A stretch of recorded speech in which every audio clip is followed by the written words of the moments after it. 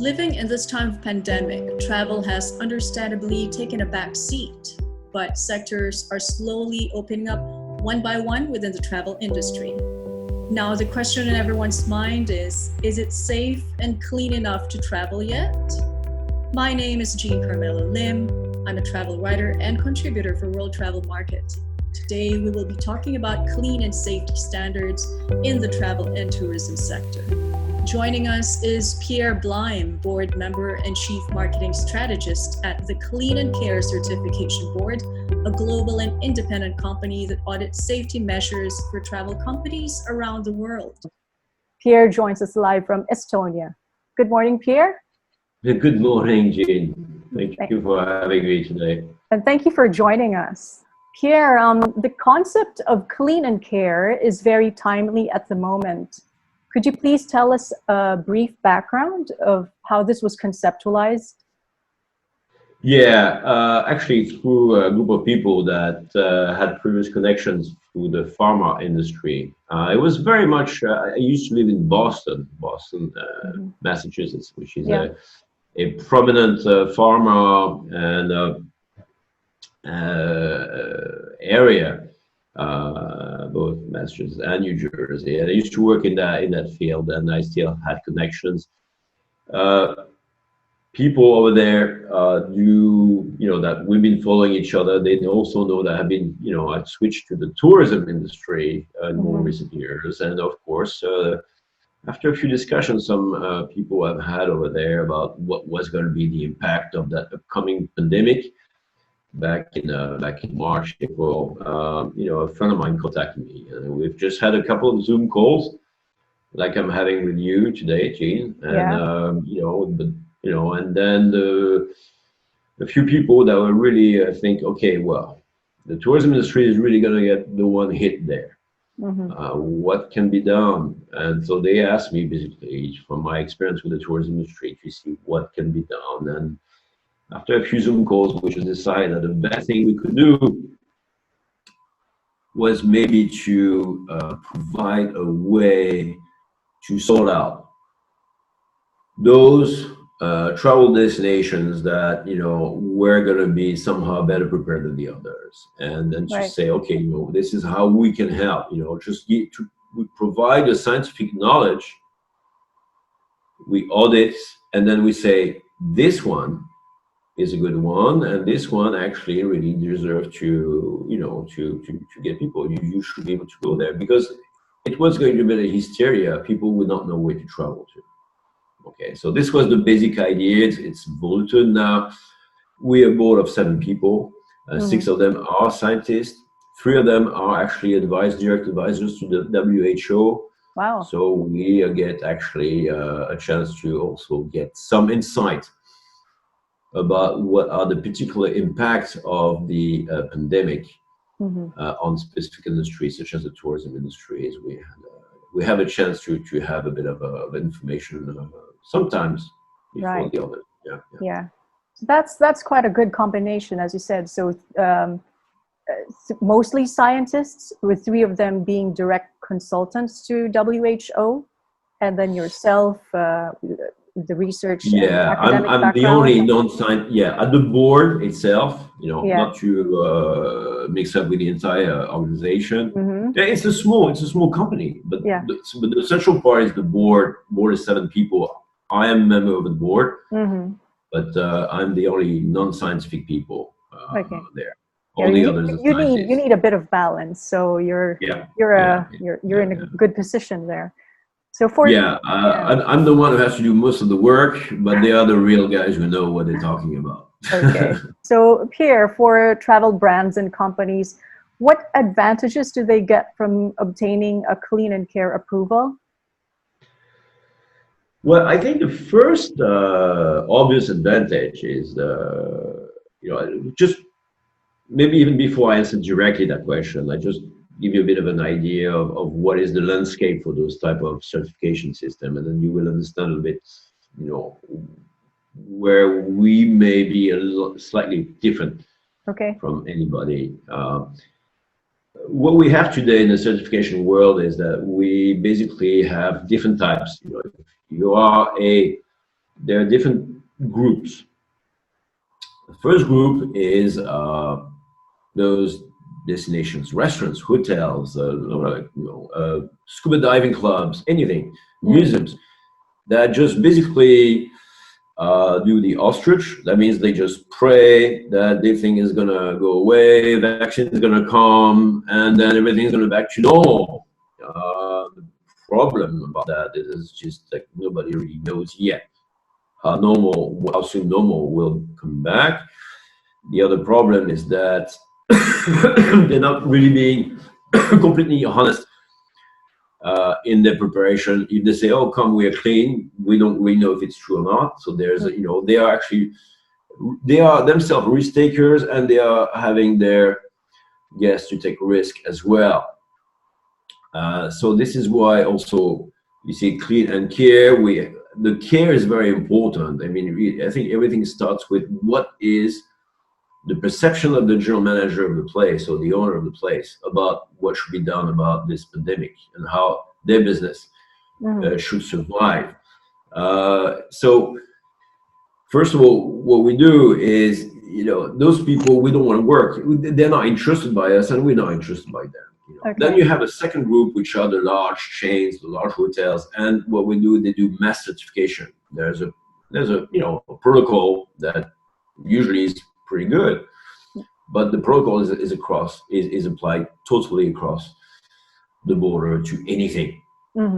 Doesn't matter what type of hotel. If you're in downtown, if you're at an airport hotel, if you're on a sea resort, whatever, you just get the same protocol, and it's being pushed.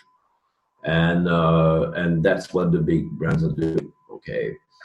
And then there is what we're trying to do, and there might be, I actually don't know, but there might be even some others that do the same thing, which you say, okay, we want to work, first of all, with those that care. Okay. And not a single destination is the same as another one. Of course. Which means that basically, you can be a hotel in the French Riviera, and you can be another hotel in the French Riviera, just 100 meters away, one from each other. Okay, you are just not the same hotel, and therefore a lot of the measures are going to apply. But if you just apply those standard protocol measures, you may be missing on some specific issues that this hotel is facing in terms of its safety. Of course. So, and then the other issue is that countries have their own also, in a way, by enforcing specific rules. The countries are enforcing specific protocols as well, and it's the same issue. Yeah. They are enforcing generalized protocols that are not necessarily, that can be applied across the board. That means, indeed, any destination manager should apply, carefully, right, their local recommendation of the health boards and so on. But it may not be sufficient to really guarantee a pure safety, because it may not be fully adapted to the specific place. Okay. What we do, and to answer this time your question more directly, Jean, thank you for being patient for me to first give a bit of a landscape overview of this certification world. First of all, what we do is we are making sure that the destination get the rewards that they deserve for their preparation, for their care, for the guest and the worker safety regarding this COVID. Okay, that's the first thing. It's like, okay. So if there's nothing behind, we cannot certify anything. It hasn't been preparation work. We cannot certify. And this is the thing. We can help the destination that is making effort towards safety measures. And we can help them in a specific way to look specifically at their destination, to say what should be adapted. The protocol is general, but what is specific to them and what measures are specific to them. Okay. We do that. But if from the very, very start, the general manager doesn't care and says, see how many people get the flu anyway, because there are a lot of them. Yeah.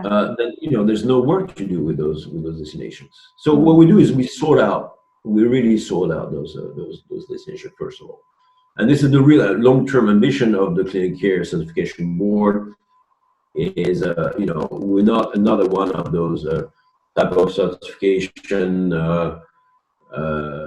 consulting companies or whatever we do. No, we are a tiny bit more ambitious. We would like to become a bit of a Michelin of safety, if you will. Yeah. You know, so or a TripAdvisor of safety. TripAdvisor could be doing what we're doing, by the way. Yeah. Okay. It's just that they don't have the scientific branch to do it. Mm-hmm. But yeah, so this is the first thing. Then once we have the client, of course, they go through the audit process, and then they go through the certification. We help them to adjust. They already have something in place usually. Our clients usually have something, they already started something.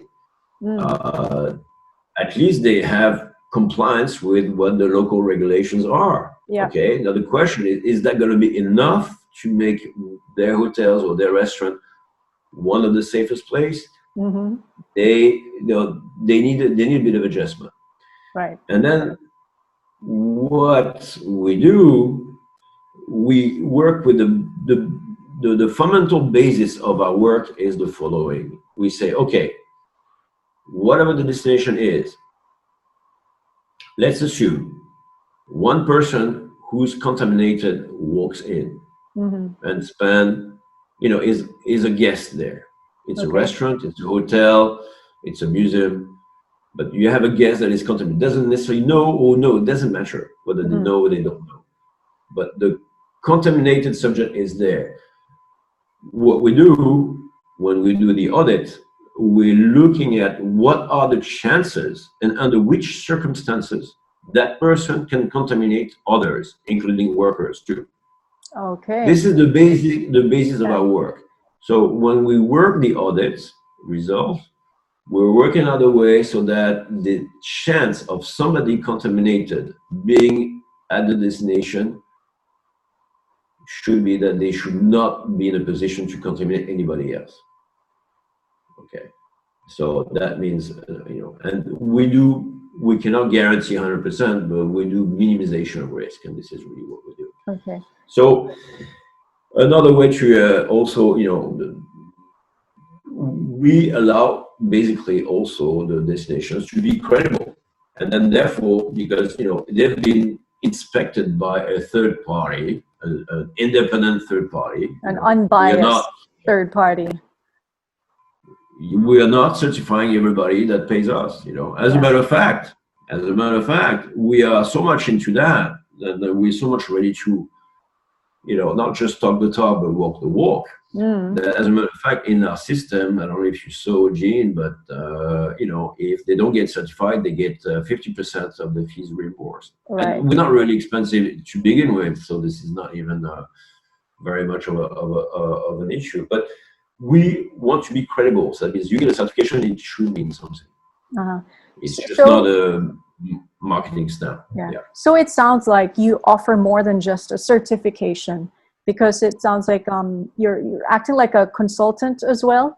Because you go into the property and see, you draft a personalized plan for them. As you said, you don't have just a one-off, protocol for every hotel. So that's what you do, right? That's what I guess sets you apart from other boards that do this. So you actually look into the specific requirements or a specific situation of a property or a company, and then you advise, I guess, or you come up with a draft or solution for them. Yes, precisely. The first step is we screen out first of all. So for example, we don't certify everybody. You're a hotel, you have a central air conditioning system. You do not allow your guests in their room to turn it off and open the window. Okay. We cannot certify you. That's just the basic. And there are many, many hotels in that situation, unfortunately, that we cannot certify. Okay. Right. We in no way to compromise this. Why? Because the science is not clear about the air conditionings, and the air conditioning system itself, the world of air is very, very complicated. We do not have that technical knowledge in air conditioning and we will not have it, that allows us to say, wait a minute, this hotel has the air conditioning that actually allows not to have any risk. Yeah. So we just simply cut it off. I'm not saying hotels, you'll be sick if you go to a hotel with air conditioning. I'm not saying this. But what I'm saying is we cannot certify those places. We do not have the knowledge, the technical knowledge sufficient enough to sort out which hotel from which that has central air conditioning doesn't allow any option for the clients to open the window and turn off the air conditioning. That means, we cannot work with them, which is right. We do So not. I guess that's your part of your screening process. That's the first two questions. If they have That's central air exactly, yeah. conditioning, So and then, yeah, sorry, that's we part of can't it. certify you, or we can't even proceed. Sure, we're not. If we cannot certify a destination, usually we don't want to waste too much of our time with them. Right. So you screen them out, and we say yes, we can certify you, where we cannot. Now after that, we do the audit. The audit is online. Online. By the So, way. I mean, yeah, that brings me to my next question is how do you actually conduct these inspections? Is there actually a physical inspection? Does someone from your team go to the property? No, there is no, at the beginning, there's no physical inspection. Okay. Why? Very simple. First of all, it's not realistic. Nobody is really able, unless you're a local expert, then you might be able to do that. And yet, not even sure. It depends on what are the travel restrictions inside the country also, because those exist as well. Yeah. So it depends. But it's a very difficult thing to achieve. It's a very expensive thing to achieve. Today, destinations are not really, don't have, so much money to spend. They're really watching the bottom line. You cannot propose to help them and then at the same time hammer them, by the traditional 5,000 euro inspection and certification system. It has to be easily, at the same, it's a bit difficult, but it has to be, have to deliver it very quickly. You have to be able to deliver it very easily. It has to be inexpensive. It has to be efficient, but it has to be reliable. So how you do that? Well, you do basically the same process as they do in financial audits. You just ask them for 1 ton of documents before, and then after that, you process them with the questions. Okay, so you of just course, in the questions, you have, there's two things. People do sign up that they say they are going to deliver actual, real answers. So we believe them, because we have to, everybody has to we believe them, but we also do have a way in our questionnaire to trick people that, to raise some eyebrows, I would say. So we do use some techniques too also, because that exists, unfortunately. And then the other thing is that actually we do have people that do travel and do actually report to us. so you've got like and then we do reserve the right to have a random inspection as well, because there's nothing better than the threat of a physical inspection. And we've had actually already only in European countries so far, but we've had physical inspections already done in European countries. Yes. Right. Okay. So in a nutshell, pretty much it's a questionnaire that they fill out, and I guess you expect them to be honest about it, and if they're not, it's still it's on them. It can backfire if they're not completely honest with their answers, right? Exactly. I think it's exactly. I think you understood very well the principle. It backfires. There's nothing really worse than getting a certification and then to lose it overnight. Yeah. Or so, not just even a matter of certification, or if an outbreak could happen in their property just by missing out on a few questions. Oh, you mean would an outbreak come in the property? Well, the thing is that it's their interest anyway, because it's in after the audit is done, honest, after the audit, it will be anyway not very smart for them to lie on the questionnaire, because once you get the audit is being sent to those top scientists. Okay. minimum of 2 of them review every audit. Okay. Now, this is the interest also, as you said, we do partner. After the certification, we do partner with the thing. We are there to help them. They always have questions about this. And what should I do? I'm going to change this. What should I do? Is that going to be safe? Da, da, da. So we have this very inexpensive 1-year-long partnership with the destination. Okay. If they lie on us, if they lie on the audits, one, they're not going to get the advice that they deserve, that they should have. True. You know, True. I mean, we will not be able to assess the situation in an objective way and tell them exactly what they should do in the proper way. So it's not going to be very productive on their side.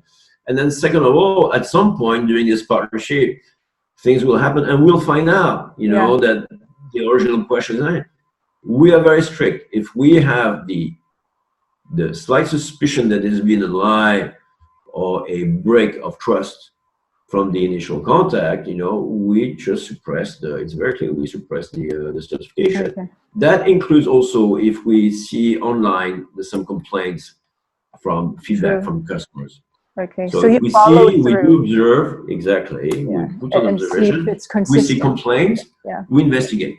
And after the investigation, we can remove the certification. Right. So, as I say, we want to be the Michelin. Michelin cannot allow cannot, you know, it's a guidebook that cannot allow anybody to get poisoned on a 3-star Michelin Michelin restaurant. Thanks for explaining that very well. So I guess to simplify it, it's like going to a doctor and not being honest about your symptoms, and then the doctor will not be able to diagnose you properly if you're not honest, right? Yeah. So exactly. Thanks for that. It's the same. You know, as a matter of fact, we didn't have much of an issue with that, by the way, until now. Yeah, I guess. I was worried because it's a normal question. It's a normal question, but it's actually, I didn't get any, maybe I'm super naive, but we didn't really get the perception that nobody was cheating, because I think people really want to know what they should do first. Yes, people are genuinely. It's not imposed, you know, we're not imposing anything on people. They come to us on their free will. Yes, and I suppose at this stage, all the brands and companies are genuinely concerned for the welfare of their company. So they just they're laying it out bare and honest that here's our situation. What can we do? Exactly. Right. That's why it's called clean and care. Care is actually a very important part. If the general manager doesn't care, it's not going to work. True. And just so everyone knows, Pierre, there is no regulatory board at the moment that mandates these companies to have a clean and care certification, right? It's really their own accord. No. And I think if it would, it would lose. We would lose some of our independence, which we don't want. We don't want to be attached to the big groups. We don't want to be attached to any government. On the other hand, one very strong. You do not get certification if you do not comply with your local regulations. Sure. That's a very important thing.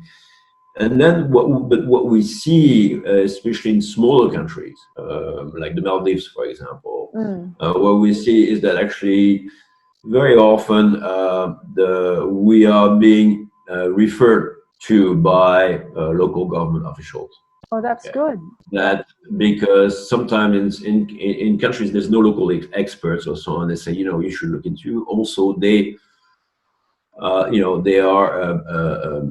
they're working already with a number of European countries, so there's a good reference, especially for the tour operators.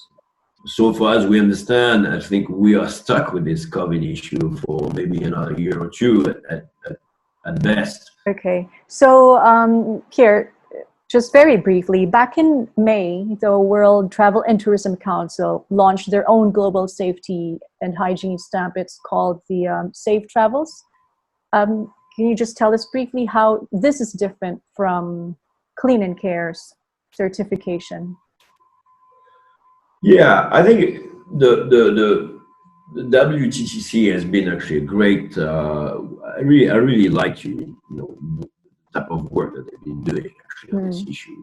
I think it's been very direct, very open. They realized also the catastrophe that this COVID pandemic is bringing to the industry. And they, unlike other organizations, I think they've been very proactive and very, now, you know, this is a WTTC. They're not scientists. You know, they are travel professionals, and they do the best they can. This safe travel stamp is a stamp, as it says. You know, Right. this is the difference. When you look carefully at the condition for it, it's actually can be, and this we're talking about people cheating the audit or whatever. But now this is, you know, another issue, because when you look at who can use this stamp, anybody that's been using some kind of protocol and that estimate themselves that they are rather safe can use this stamp. So it's actually a self-applying stamp. As a matter of fact, we looked into this very carefully, and actually the WTC does not pretend to be, you know, you do apply, but there's not, it specifically says we are not a certification. This is not a certification. Okay, it's just So a stamp of is not a approval. certification. Okay. I think it's also because we're still on early stages of this pandemic, and you know, we're all trying different things to best cope with it. So, you know, Pierre, we can't predict how long the effects of this pandemic will last, but let's say 3 to 5 years down the line, and hopefully all this is over. What do you think the role of Clean and Care will be if and when all this is over? Do you think Clean and Care will still be relevant, will still be around? Well, that actually really depends on if we can manage to achieve what we are trying to achieve here. If we can manage, and you know, we're having now hundreds and hundreds of destinations certified, which is great. Yeah. But if we can manage to reach the level where, you know, where we have thousands and thousands across the globe, and that we really do reach our aim to become the Michelin guide of safe travel, Yeah. then we will survive. True. Well, thanks for that. But anyway, at this current stage, I saw on your website that you have a growing number of ambassadors, of Clean and Care ambassadors around the world. What is their role, and how do they represent Clean and Care in their respective areas? Yeah, so let's be clear, they're not scientists, and they're not people who are capable of well, actually, there are some, we have some people that do have a very strong background in certifications. Okay. All the time, like food and beverage safety certifications and stuff. So some people have that scientific, but they yet do not have the COVID specific training. Nor do I, by the way. Okay. So we're trying to put people where they're the best at in the position. You know, they are mostly the business development people. They are the people who are going to be close to the destinations. They're the ones who are going to be able to say, you know, we won't be able to, they understand how it works very well. Okay. And they will be able to do that filter from the beginning, says, yeah, this hotel, no way. You know, they are organizing wedding parties all the time. It's a big part of their business. We do not like the central air conditioning. Right. We cannot certify wedding parties. Okay. You know, because people cannot stay in their seats and those types. Yeah. We can do a concert hall, and actually we're working on now on getting certified a couple of very important symphony places, as a matter of fact, you know, which is a great thing for us. Okay. But a wedding party where people just want to dance and hug each other, we cannot certify. Right. So it's like you have a local informant reporting to you. They are the local informant first reporting, and then they are the main contact person. Of course, once the certification is given, they are the main contact person to also, you know, basically collect any kind of question they may have, technical questions, and to help. So it's like a bridge, you know. We have the scientists that make the ultimate decisions on specific issues, even, you know, and then they collect the information. Okay. So, yeah, this is our ambassadors. All right, that's good to know. And Pierre, just last question. on top of getting a clean and care approval, at this time, what advice can you give travel companies? Well, I think it's those are a very, very unstable time. So I think, the first right now, what we're looking at is the survival of the fittest. And a lot of it has to do with the financial situation. Mm-hmm. So the priority in everybody's mind, so far as I'm in contact with those entrepreneurs and those general managers, is just money. That's really the first priority right now, and it's perfectly understandable.